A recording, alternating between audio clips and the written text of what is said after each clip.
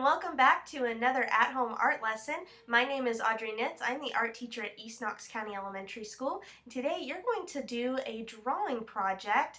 You are going to need a pencil for this project. You will also need paper to draw on, some scissors, a smaller piece of scrap paper, and an object to look at. So for your project today, you are going to create an extreme close-up still life. So what that means is you're going to take the object you pick and you're going to draw what it looks like, but instead of drawing the whole object, you're going to zoom in on just one part of your object and draw just the details in that one section. So I will show you how to do that.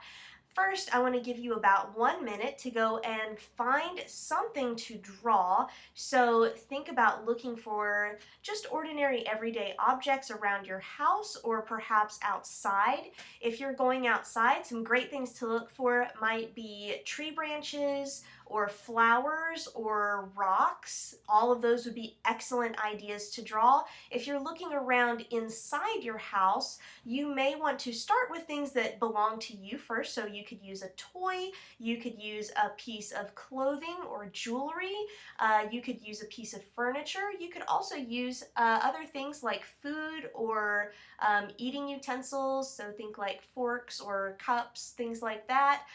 If you are using something or you would like to use something that is heavy or breakable, or if it belongs to another person, make sure you ask permission before you draw with that today. Okay, I'm going to give you about 1 minute and then we will meet back here and I'll show you how to set up.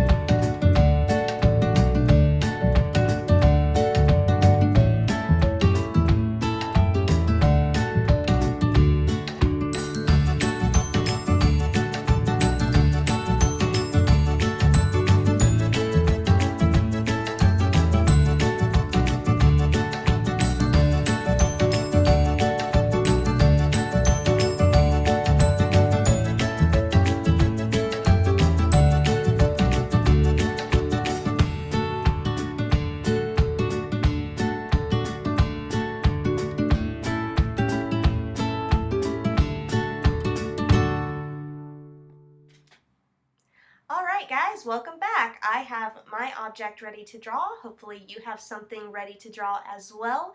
The first step in our still life project today is to create a tool called a viewfinder.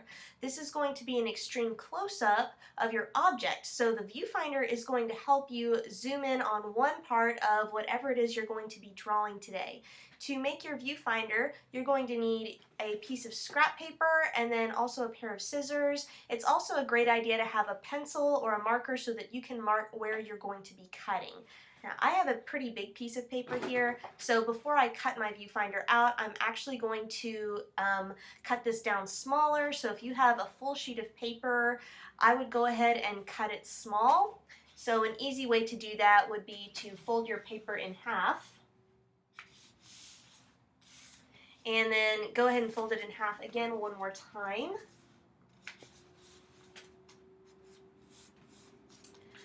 Then when you open your paper up, you'll have some lines to help you see where to cut. So as you can see, this has a line going from the top to the bottom and then also from side to side.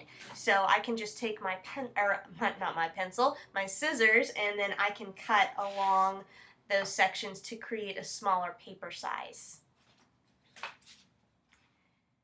So you do not have to have perfect cutting as you're doing this. This is just to get your paper into smaller pieces. You may want to save your scrap because you might be able to use it for another project later on, or you might even be able to use it for this project. I'll talk about that here in just a little bit. Okay, so I have a smaller piece of paper now. This time I need to cut out the middle. So your viewfinder is going to look a little bit like a window or a picture frame. So after it's done, I can place it over my object to see where I'm going to be drawing. So I'm going to fold this in half again to make it smaller. This is where it's handy to have a pencil or a marker so that you can mark where you're going to be cutting. So I'm going to take my pencil and starting at the folded edge of my paper, I'm going to draw a line up, stop before you get to the top, go across, and then back down to the folded edge of your paper. So that should give you kind of like a little rectangle or a box that you can follow. That way you can see where you're cutting. So now I'm going to take my scissors and cut along that pencil line that I just made. And once again, your cutting here does not have to be perfect. This is just to get the middle out of your viewfinder. But make sure you're taking your time.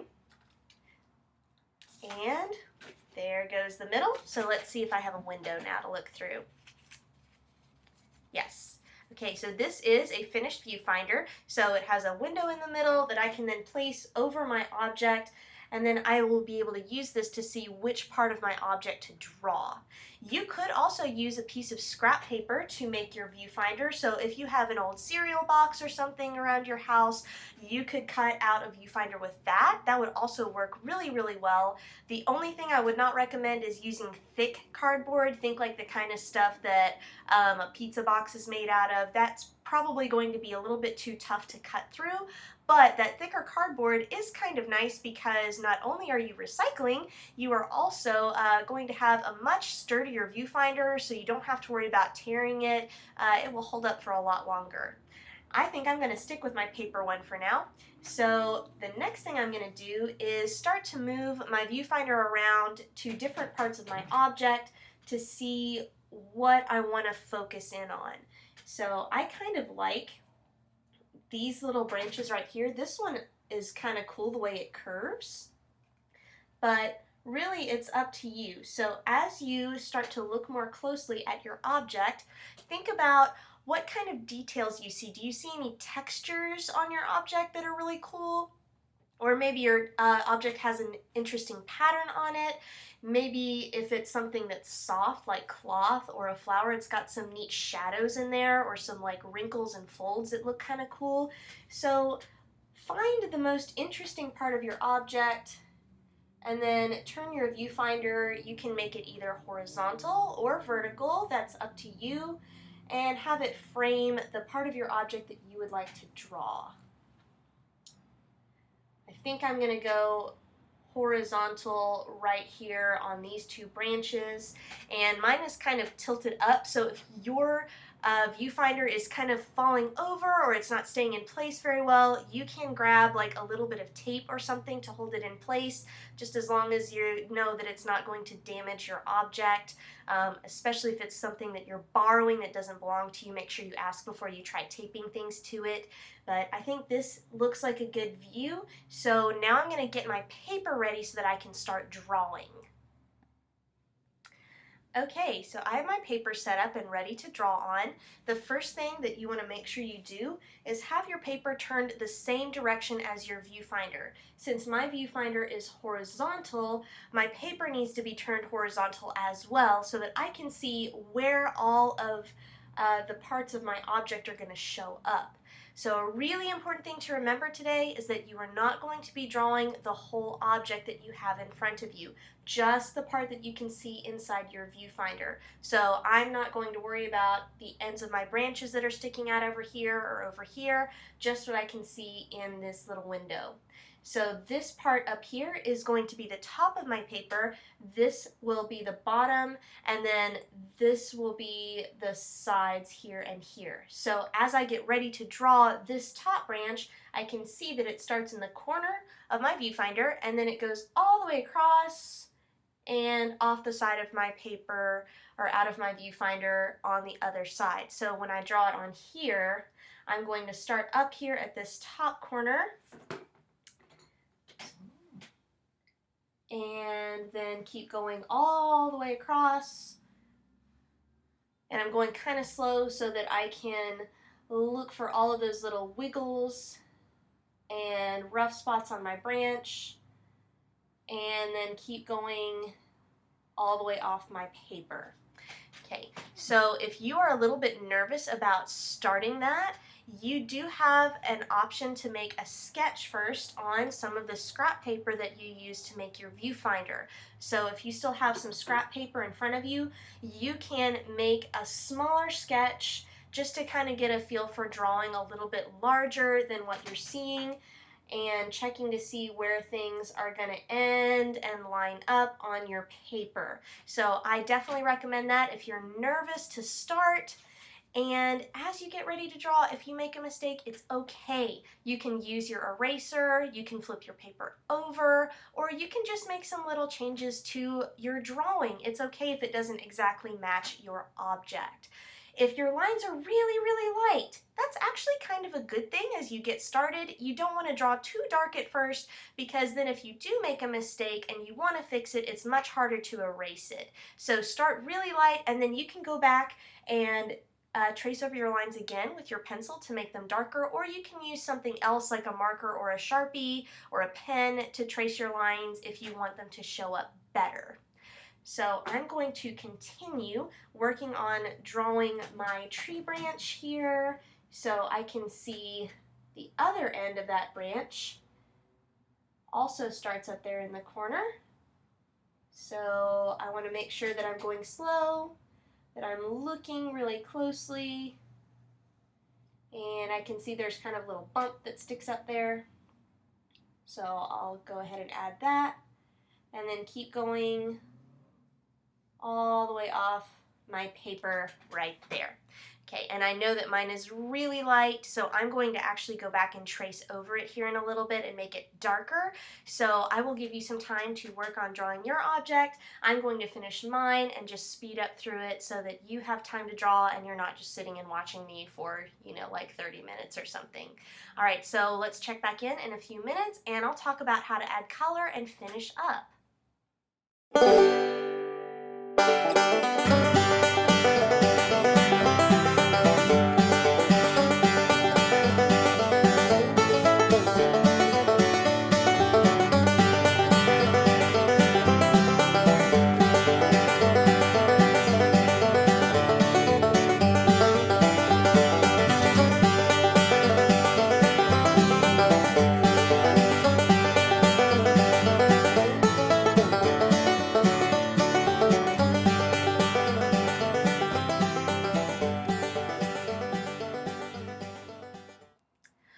All right, let's talk a little bit more about adding color and value to your drawing. So once you have everything drawn out with pencil, you can start thinking about where you might want to add more value. So thinking about where you see light and dark on your object, and also color if you are using something besides just a pencil to draw with today. So what I went ahead and did first was outlined everything with a Sharpie to make it show up a little bit better. If you want to outline your object with a marker or a Sharpie or a pen, or even just go back over it with your pencil to make it darker, that is definitely something you can do as well. And then I want to look for some light and dark areas on my object. So where do I see shadows? I see quite a lot on the bottoms of my branches here. It looks a little bit darker. I can also see places where my viewfinder is actually casting a shadow on my object, so I could add that in too. I can even see some shadows in my background where I have some empty space, so I could actually go back and draw shadows in this empty space in my background. That is a really good idea to think about. If you also have a lot of empty space in your background, can you see any shadows there? You might want to try drawing and filling the shadows in. Or if you are not sure about doing that, maybe that seems like too challenging or it might look strange, you can also think about doing something else in your background, like creating a pattern or just filling in with a solid bold color to make your object stand out. There's some other things that you can do, but I definitely want to think about how I'm going to use this empty space because I don't want my drawing to look boring. Let's see here. So shadows. I think pencil is probably the best thing to use first to add those in. So I'm just going to really lightly start to fill that in with my pencil. Even though some of my shadows are pretty dark, I don't want to make them too dark at first. I can always go back and layer more pencil on top to make it darker if I need to. So if you are planning to just use pencil, you can just go ahead and start going from here and filling in everything, looking for those dark and light places on your object. If you are planning to use some other things to add color to your drawing, you might want to think about what texture your object has. So if your object is really, really smooth, you might want to use something like markers or Sharpies if you have those at home. Colored pencils you can also make pretty smooth. If you have a rougher object, like mine is pretty rough, you might want to use something like crayons, where you can kind of get a rougher, more scribbly texture. You could also use colored pencils to create a rougher texture, which I think I'm going to try out as well. If you would also like to use other drawing or coloring supplies, maybe you have highlighters at home, or maybe you have pens at home, you can experiment with some of those different things and just see how they look on your drawing, or you can use your scrap paper to test things out before you use them for real. If you are worried about your colors not matching your object, it's okay. If you don't have all of the same colors that you see on your object, you can just match your color as close as possible. So what I like to do with that is just get a scrap piece of paper and make little marks on it so that I can look at it next to my object before I use it on my paper for real. You could also just make up your colors, so it doesn't have to be an exact match. So I could, instead of making my branch kind of a grayish brownish color, I could, if I wanted to, make it bright, bright purple. It's up to you. It's your piece of artwork. So however you decide to finish it is up to you. I'm going to work on finishing my shadows and adding color to the rest of my drawing, and then we will check back in one more time at the end.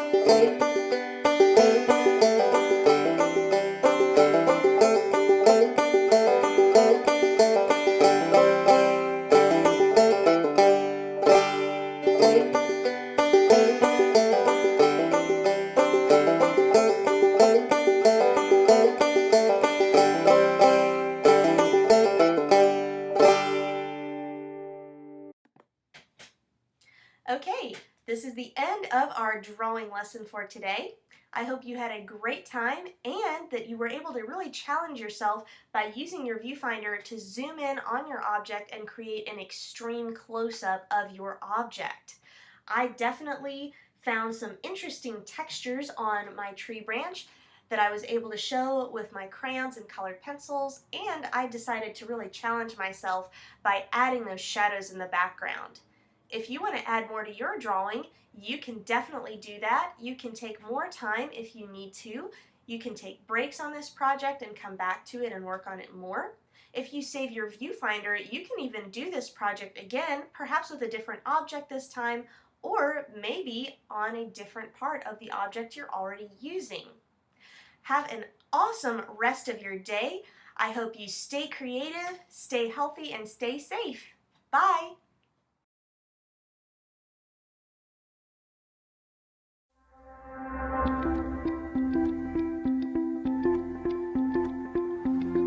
girls. So we've got our scooter here with our collection basket. Why don't you tell me what we're doing right now? We're collecting flowers and leaves to make nature art. Cool. Have you made nature art before? Yes. Yes. There's So some red flowers right here. okay, so we're going and we're gonna hunt for things. We're picking up little flowers from the weeds, picking dandelions. We're finding different colors of things that we can use. We're not taking any flowers or leaves from other people's yards unless they're weeds. We're gonna go for a little walk down the road here and find some different things we can add. We could add some sticks, we could add some rocks. Just look for whatever you find interesting. Okay.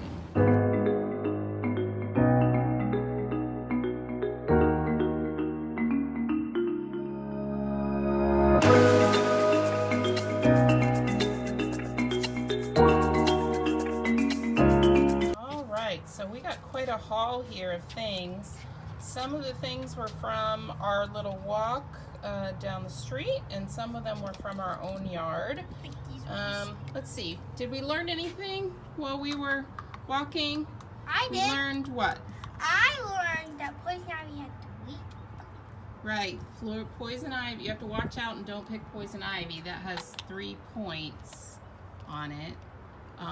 Be careful not to pick up plants that are covered with bugs. We learned that one, right? Wait, what kind of dandelion? Nature is beautiful. The dandelion. Nature is beautiful. I learned that ants live in dandelions.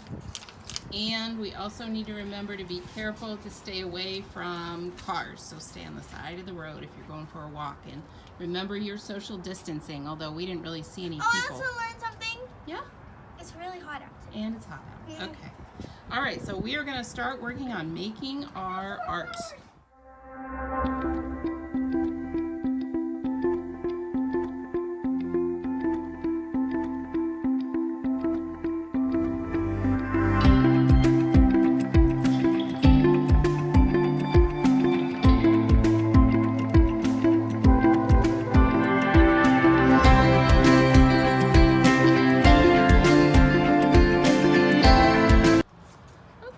So we've got all our stuff organized. Hallie is super good at organizing things. So she put all of our nature in different piles according to what kind of thing they are. Yep, come on and help. My daughter Audrey's gonna come help too. And we talked about doing a mandala, or we talked about doing some kind of shape that you can recognize. So we thought it would be really nice right now to do a peace sign. So we're going to experiment with our materials here. You can see she's making a peace sign out of the sticks right now. So you could use any of your materials to start forming lines and shapes that you like, and think about what colors you're going to use, how to make it nice and bright, and how you can kind of decorate it to make it interesting. So lots of different shapes and colors to use. So I'm gonna go ahead and start working on it with my girls.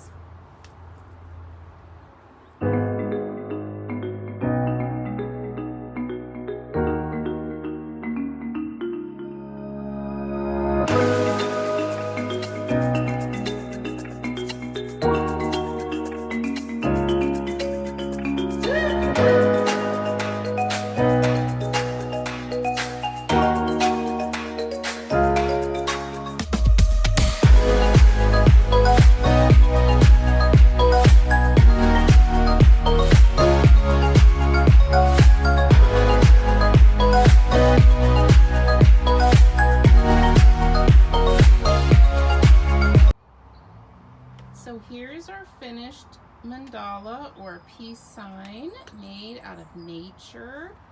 Did you girls have fun making it today? Yeah. Yeah, we had a good walk. We'll see how long it lasts with the birds and the bugs and the wind out here. It might blow away. That's just the nature of nature art. Have a good day.